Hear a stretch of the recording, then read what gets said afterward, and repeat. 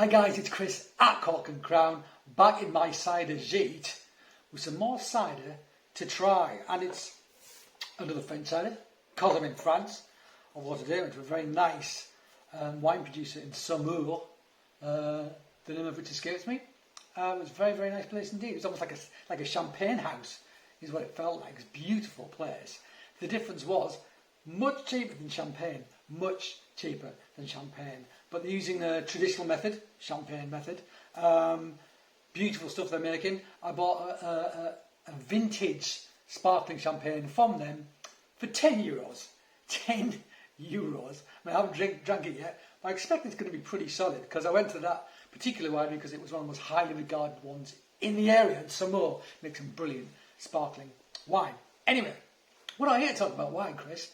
We're here to talk about cider, Chris. So let's talk about cider, Chris. Okay, let's do that. So what we got? I got another one from Cornwall. Not Cornwall that you think, but Cornwall in Brittany. Breton.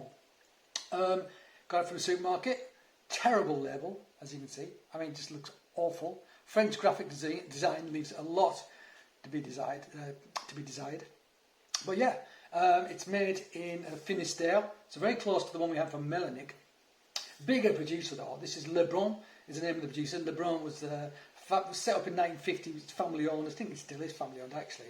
But they've expanded. They've got another cidery called Bigot, I think, something like that. Does it say on here? Yeah, La Cidre Bigot. So I'm not sure how Brun relates to Bigot. It's not very clear on here at all. I don't think they're negotiations though. I think they do make it all themselves. But anyway, 100% juice. It has the AOP on there. There you go.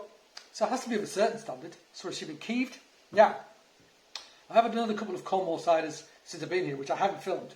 And the characteristic for me seems to be tannin.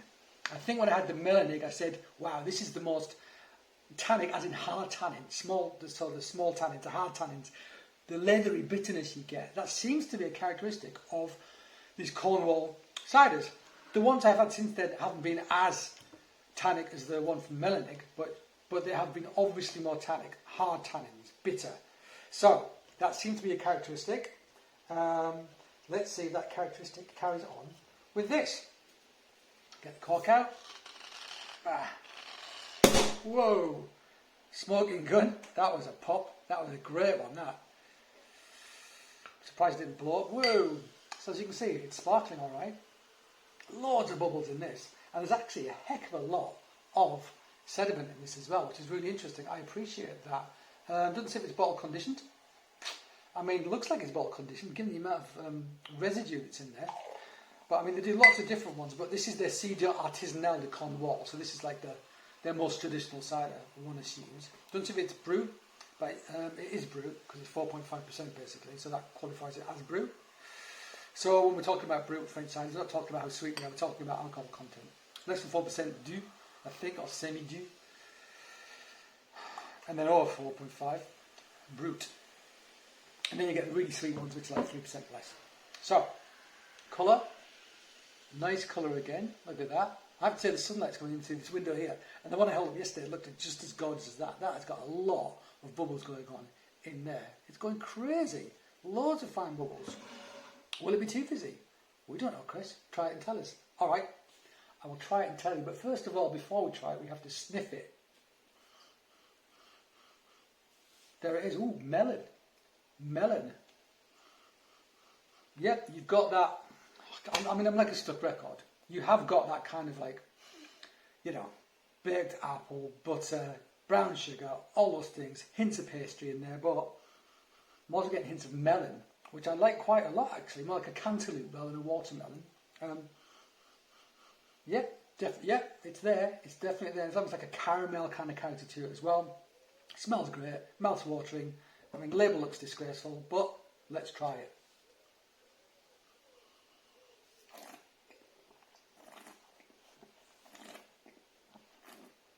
Okay.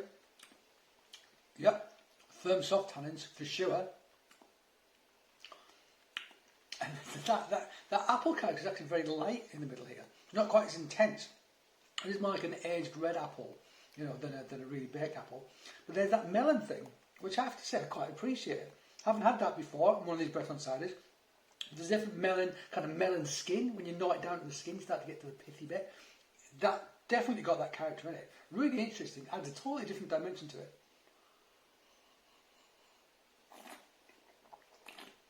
What was really fine, massive mousse. The merest hint of hard tannin in there. Just the merest, but it is there. And there is reasonable astringency. Yeah, I'd have to say, I think, certainly one of the characteristics, yeah, I'm getting it more now actually. It's not that strong, but it's definitely there, that hard tannin characteristic, which I don't really associate with Normandy ciders very much. Or Breton ciders that I've had outside of the Cornwall region actually. But I think the distinctive thing, if you're into like hard tannin, that leatheriness, try and get some Cornwall cider. I mean, there is residual sugar, there absolutely is. That's just the style. These are Keith ciders. You're going to get some residual sugar. That's one of the things I like about them so much. It's like a really great balanced apple dessert. It's not cloying. Forget your industrial ciders. Forget your sort of concentrates. That kind of cloying thing, which I hate. This is like a real delicious sweet apple character. Genuine apple, not fake apple. It's great.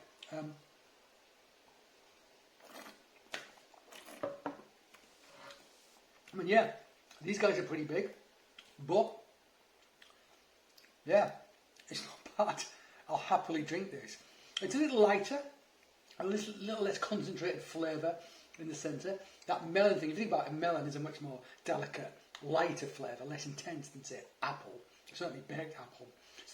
So because there's a reasonable hit of that in there. Now I am thinking watermelon actually.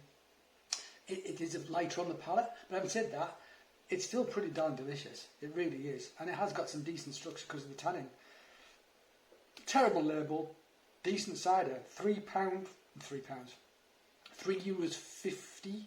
This was, I think, €3.50. I mean, it's just stupidly cheap.